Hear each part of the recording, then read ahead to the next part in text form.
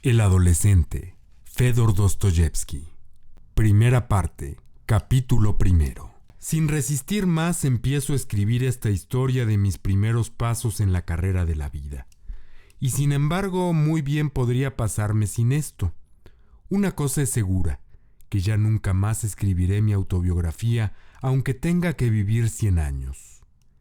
Hay que estar prendado muy bajamente de uno mismo para hablar así sin avergonzarse. La sola excusa que me doy es que no escribo por el mismo motivo que todo el mundo, es decir, para obtener las alabanzas del lector. Si de repente se me ha ocurrido anotar palabra por palabra todo lo que me ha pasado desde el año anterior, es por una necesidad íntima. Tan impresionado me he quedado por los hechos acaecidos. Me limito a registrar los acontecimientos, evitando con todas mis fuerzas lo que es ajeno y sobre todo los artificios literarios. Un literato se lleva escribiendo 30 años y al final ignora por qué ha escrito tanto tiempo.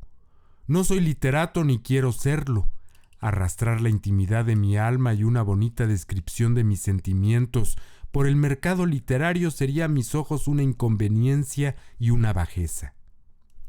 Preveo, no obstante, no sin disgusto, que será probablemente imposible evitar del todo las descripciones de sentimientos y las reflexiones, quizás incluso vulgares. Tanto desmoraliza al hombre todo trabajo literario, hasta el emprendido únicamente para sí. Y estas reflexiones pueden aún ser muy vulgares, porque lo que uno estima puede muy bien no tener valor alguno para un extraño. Pero que quede todo esto entre paréntesis. He aquí hecho mi prefacio. No habrá nada más por el estilo. Manos a la obra, aunque no haya más embarazoso que emprender una obra y quizá el poner manos a la obra en general. Capítulo 2.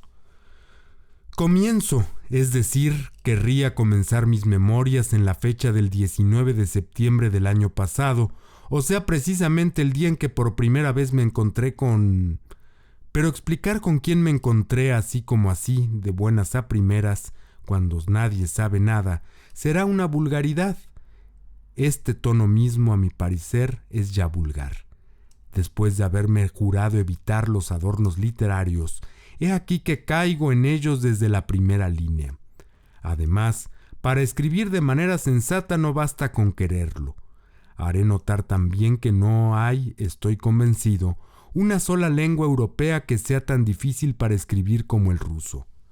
Acabo de releer lo que he escrito hace un instante y veo que soy mucho más inteligente que lo que ha quedado escrito. ¿Cómo puede suceder esto de que las cosas enunciadas por un hombre inteligente sean infinitamente más estúpidas que lo que se queda en su cerebro? Lo he notado más de una vez en mí y en mis relaciones orales con los demás hombres durante todo este último año fatal, y me he sentido bien atormentado por eso.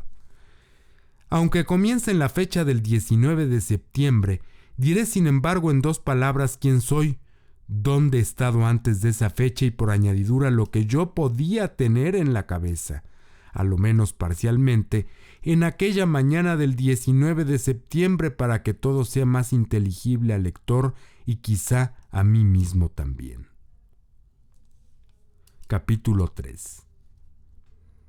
Soy un antiguo bachiller y heme aquí ahora con 21 años cumplidos. Me llamo Dolgoruki y mi padre legal es Makar Ivanov. Dolgoruki, exsiervo criado de los señores Bersilov. Así pues soy hijo legítimo, aunque ilegítimo en el más alto grado, no cabiendo la menor duda sobre mi origen. He aquí cómo fue la cosa. Hace 20 años el propietario Bersilov, mi padre, que entonces tenía 25 años, visitó sus propiedades de la provincia de Tula. Supongo que en aquella época era todavía un ser de escasa personalidad. Es curioso cómo este hombre que me ha impresionado tanto desde mi infancia, que ha tenido una influencia tan capital en la formación de mi alma y que por mucho tiempo quizá ha contaminado todo mi porvenir, siga siendo para mí incluso hoy en una infinidad de puntos un verdadero enigma. Pero volveremos sobre eso más tarde, no es tan fácil de referir. pero de todas formas, mi cuaderno entero estará lleno de este hombre. En aquella época, a los 25 años, acababa de perder a su mujer. Era una muchacha del gran mundo, pero no muy rica, una Faraniratova, y él tenía de ella un hijo y una hija. Mis noticias sobre esa esposa desaparecida tan pronto son bastante incompletas y se pierden en el conjunto de mis materiales. Por lo demás, muchas circunstancias de la vida de Bersilov se me han escapado. Hasta tal punto se me ha mostrado siempre conmigo orgulloso, altivo, reservado y negligente, a pesar de una especie de humildad pasmosa a veces hacia mí. Menciono, sin embargo, a título de indicación, que ha gastado en el curso de su existencia 3 fortunas, e incluso bastante grandes, por un total de más de 400,000 rublos, y quizá me quedo corto. Ahora, naturalmente, no tiene ya un copec. Pues sucedió que fue a sus propiedades. Dios sabe por qué. Por lo menos así es como se explicó él más tarde conmigo. Sus hijitos no estaban con él sino en casa de parientes, según su costumbre. Así es como se comportó toda la vida con su prole, legítima o ilegítima. Había en aquella hacienda una gran cantidad de criados, entre ellos el jardinero Makar Ivanov Dolgoruki. Agregaré aquí que para no tener que volver sobre lo mismo, lo siguiente.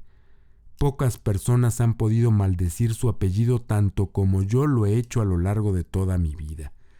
Era una cosa estúpida, pero era así. Cada vez que yo entraba en una escuela o me encontraba con gente a la que mi edad me obligaba a rendir cuentas, en unas palabras, cada maestro de escuela, perceptor, censor, cura, no importa quién, después de haberme preguntado el nombre y de haberse enterado de que yo era el Dolgoruki, experimentaba la necesidad de añadir ¿el príncipe Dolgoruki? Y cada una de las veces me veía obligado a explicarles a todos aquellos holgazanes. No Dolgoruki, Toadcourt. Aquel Toadcourt terminó por volverme loco. Anotaré como una especie de fenómeno que no me acuerdo de una sola excepción. Todos me hacían la pregunta. Algunos, indudablemente, la hacían sin el menor interés. Por lo demás, no sé qué podía interesar aquello a quien quiera que fuese, pero todos lo hacían, todos, hasta el último. Al enterarse de que yo era simplemente Dolgoruki, el interrogador me examinaba de ordinario con una mirada obtusa y estúpidamente indiferente, poniendo de manifiesto que él mismo no sabía por qué me había interrogado, y se iba. Pero los más ofensivos eran los camaradas de la escuela. ¿Cómo pregunta un escolar a un novato? El novato, aturdido y confuso, el primer día de su entrada en la escuela, en no importa qué escuela, es la víctima propiciatoria en general. Se le ordena, se le irrita, se le trata como a un criado. Un mocetón lleno de salud se planta de repente delante del infeliz, bien cara a cara, y lo observa algunos instantes con ojos severos e insolentes. El nuevo se mantiene delante de él en silencio, le mira a hurtadillas, si no es un cobarde, y aguarda los acontecimientos. ¿Cómo te llamas? Dolgoruki. ¿Príncipe Dolgoruki? No, Dolgoruki a secas. Ah, secas, idiota. Y tienes razón, nada más estúpido que llamarse Dolgoruki cuando no se es príncipe. Esa estupidez la arrastro conmigo sin que haya culpa por mi parte. Más tarde, cuando empecé a enfadarme seriamente ante la pregunta ¿eres príncipe?, respondía siempre no, soy hijo de un criado, antiguo siervo. Más tarde todavía, cuando llegué por fin a escolarizarme, a la pregunta ¿es usted príncipe?, respondí firmemente un día no, Dolgoruki a secas, hijo natural de mi antiguo señor, el caballero Bersilov. Fue en clase de retórica donde hice ese descubrimiento y aunque me convencí pronto de que era una tontería, no renuncié enseguida. Me acuerdo de que uno de los profesores, por lo demás el único, descubrió que yo estaba lleno de ideas de venganza y de civismo. De una manera general, se acogió a aquella salida con una seriedad un poco ofensiva para mí. Por fin uno de mis camaradas, un bajito muy mordaz, con el cual yo apenas hablaba más de una vez al año, me dijo con aire profundo pero mirándome ligeramente de costado: Esos sentimientos le honran a usted desde luego y sin duda alguna tiene motivos para estar orgulloso. Sin embargo, en su lugar, yo no me jactaría tanto de ser hijo natural. Se diría en realidad que está usted en una situación envidiable. Desde entonces cesé de jactarme de mi ilegitimidad. Lo repito, es difícil escribir en ruso. He ennegrecido ya 3 hojas de papel para explicar cómo he abominado toda mi vida de mi apellido, y el lector ha sacado seguramente la conclusión de que lo único que me pasa es que estoy rabioso por no ser príncipe, sino sencillamente Dolgoruki a secas. No me rebajaré a explicarme ni a justificarme una vez más.